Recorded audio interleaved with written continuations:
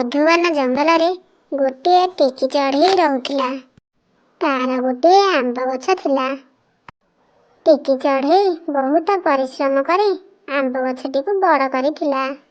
ଯାଦୁର ଆମ୍ବ ଗଛଟି କେବଳ ଟିକି ଚଢ଼େଇକୁ ହିଁ ଆମ୍ବ ଦେଉଥିଲା।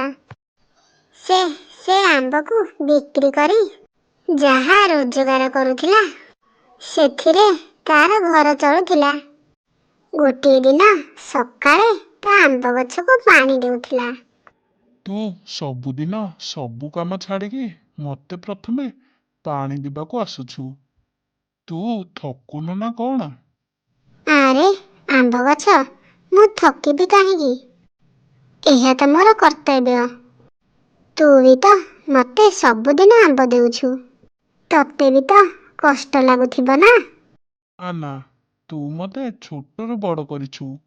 ତତେ କେମିତି ସାହାଯ୍ୟ କରିବି? ତୋର ଋଣ କେବେ ବି ଶୁଝି ପାରିବିନି।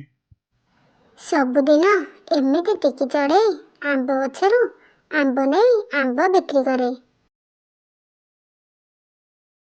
ଟିକି ଚଢ଼େଇ, ତୁ ଏତେ ଆମ୍ବ କେଉଁଠାରୁ ଆଣି ବିକ୍ରି କରୁଛୁ?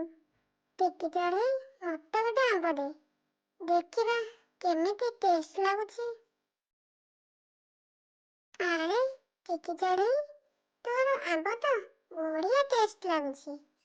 ତୁ ଏ ଆମ୍ବ ସବୁ କେଉଁଠୁ ଆଣୁଛୁ? ଶୁଆ, ମୋର ଯୋଉ ଆମ୍ବ ଗଛଟି ଅଛି, ସେ ମତେ ସବୁଦିନ ଫ୍ରେଶ ଆମ୍ବ ଦେଉଛି। ସେଥିପାଇଁ ତମକୁ ଏ ଆମ୍ବ ଭଲ ଲାଗୁଛି। ଆରେ ଏ ଚଢ଼େଇ ଆଗରୁ କେତେ ଗରିବ ଥିଲା। ଏବେ ସେ ଆମ୍ବ ଗଛ ଦ୍ୱାରା ବହୁତ ଟଙ୍କା ରୋଜଗାର କରୁଛି।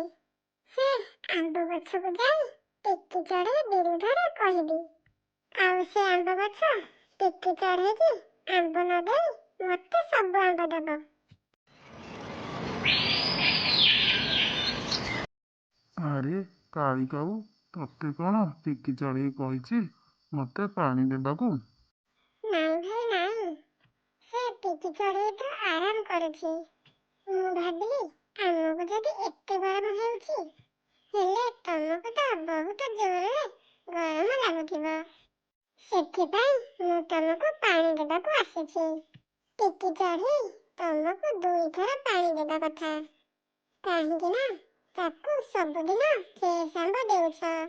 ମୁଁ ଟିକି ଚଢ଼େଇକି କହିଲି, କିନ୍ତୁ ସେ କହିଲା ମୋ ପାଖରେ ସମୟ ନାହିଁ। ସେ ବେକାର ଆମ୍ବ ଗଛକୁ ପାଣି ଦେବାକୁ। ଟିକି ଚଢ଼େଇ ଏମିତି କହିଲା? ଆମ୍ବ ଗଛ, ମତେ ଯଦି ସବୁଦିନ ଆମ୍ବ ଦେବ, ମୁଁ ତମକୁ କେବେ କିଛି ଅଭିଯୋଗ କରିବିନି। କାଉ, କାଲିଠାରୁ ମୁଁ ତତେ ଆମ୍ବ ଦେବି, ଆଉ ସେ ଟିକି ଚଢ଼େଇକି ଦେବିନି। ତୁ ମୋ ପାଖକୁ ଜମାରୁ ଆସେନି ଟିକି ଚଢ଼େଇ। ମୁଁ ତତେ ଆଜିଠାରୁ ଆଉ ଆମ୍ବ ଦେବିନି। ଆମ୍ବ ଗଛ, ତୋର କଣ ହେଇଛି? ତୁ ମତେ ଏମିତି କାହିଁକି କହୁଛୁ? ତୋ ସହିତ ମୁଁ କଥା ହେବାକୁ ଚାହୁଁନି। ତୁ ଏଠାରୁ ଶୀଘ୍ର ଚାଲିଯା। ସେପଟେ କାଳି କାଉ ଆମ୍ବ ବିକ୍ରି କରି ବହୁତ ଟଙ୍କା ରୋଜଗାର କରେ। କିଛି ଦିନ ପରେ ଆମ୍ବ ଗଛକୁ ପାଣି ଦେବାକୁ ବନ୍ଦ କରିଦିଏ। କାଳି କାଉ ମତେ ଦିନକୁ ଗୋଟିଏ ଥର ବି ପାଣି ଦେଉନି। କାଳି କାଉର କଥା ମାନି ଟିକି ଚଢ଼େଇ ସହିତ ଖରାପ ବ୍ୟବହାର କଲି ନା କଣ?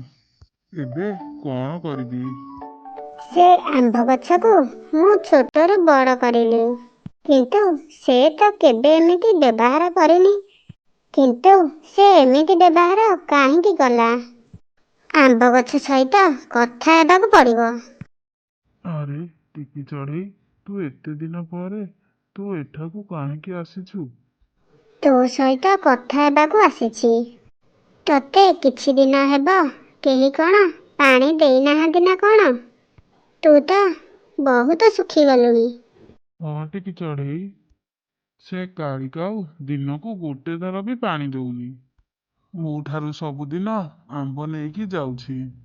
ତୁ ମତେ ଗୋଟେ କଥା କହ, ମୁଁ ତତେ ଛୋଟରୁ ବଡ଼ କରିଥିଲି, ଆଉ ସବୁଦିନ ସକାଳୁ ଆସି ପାଣି ଦେଉଥିଲି, କିନ୍ତୁ ତୁ ମୋ ସହିତ ଏମିତି ବ୍ୟବହାର କଲୁ କାହିଁକି?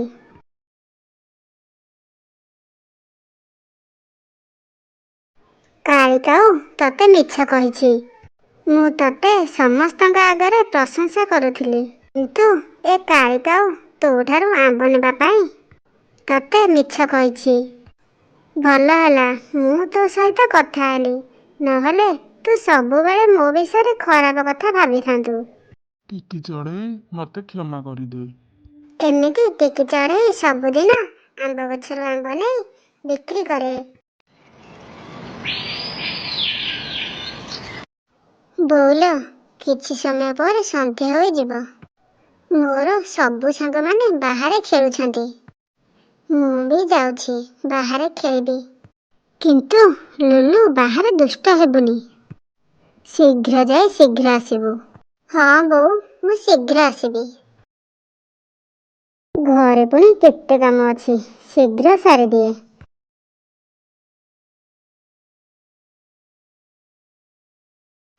କଣ ହେଲା ମୋ ଧନର? ବାହାରେ ଖେଳିବାକୁ ଯାଇଥିଲୁ, ସେଠି କାହା ସହିତ ଝଗଡ଼ା ଲାଗିଥିଲୁ କି? ବୋଉ, ସେମାନେ ମୋ ସହିତ ଖେଳୁନାହାନ୍ତି। କହୁଛନ୍ତି ତମର ଗରିବ, ତୋ ସହିତ ଖେଳିଲେ ଆମେ ବି ଗରିବ ହୋଇଯିବୁ। ଲୁଲୁ, ମନ ଦୁଃଖ କରନି ଧନ। ତୋର ମନ ପସନ୍ଦର ଖାଇବା ତିଆରି କରିଛି, ଚାଲେ ଖାଇବୁ।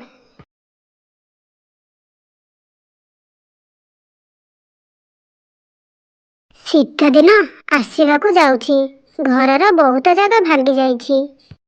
ଶୀଘ୍ର କାଠ ଆଣି ଘର ରିପାରିଂ କରିବାକୁ ପଡ଼ିବ। ଆରେ ଏ ଟିକି ଚଢ଼େଇ ଯଦି ଘର ରିପାରିଂ କରି ଘରେ ରହିବ, ଆମେ ଭଙ୍ଗା ଘରେ ରହିବୁ। କିନ୍ତୁ ଏ ଲୁଲୁ ଭଲ ଘରେ ରହିବ। ମୁଁ ଶୀଘ୍ର ଯାଇ ମାମାଙ୍କୁ କହିଦିଏ। ମାମା, ମାମା। ଜଗୁ, କଣ ହେଲା?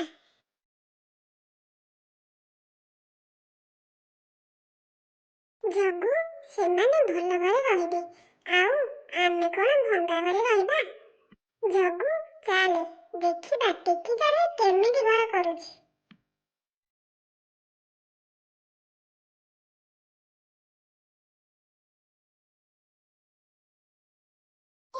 ଟିକି ଚଢ଼େଇ ତାର ଘର ରିପାରିଂ କରୁଛି। ଲୁଲୁ, ଆଉ କିଛି କାଠ ଆଣିବାକୁ ପଡ଼ିବ। ବୋଉ, ମୁଁ ବି ତମ ସହିତ ଯିବି। ଟିକି ଚଢ଼େଇର ଘରକୁ ନିଆଁ ଲଗାଇଦେବା। ଘର ଜଳି ପୋଡ଼ି ଗୁଣ୍ଡ ହୋଇଗଲା। ଜଗୁ, ଟିକି ଚଢ଼େଇ ବୋଧେ କାଠ ନେଇ ଫେରୁଥିବ।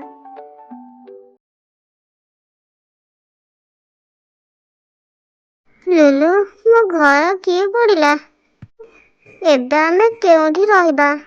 ଏମିତିରେ ବର୍ଷା ଦିନ, ଘଡ଼ଘଡ଼ି ବର୍ଷା ଆସିବ।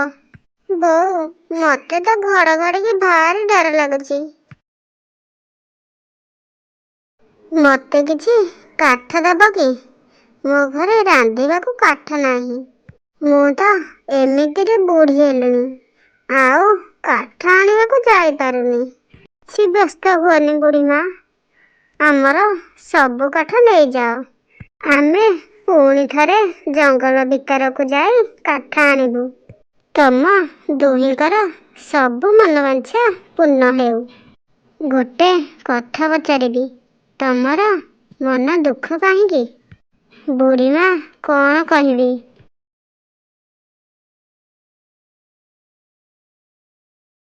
କିଛି ବ୍ୟସ୍ତ ହୁଅନି, ମୁଁ ଯାଦୁ ଜାଣିଛି। ଯେକୌଣସି ପନିପରିବାର ଘର ବନେଇ ପାରିବି, ଆଉ ସେ ଘରେ କୌଣସି ଅଭାବ ରହିବ ନାହିଁ।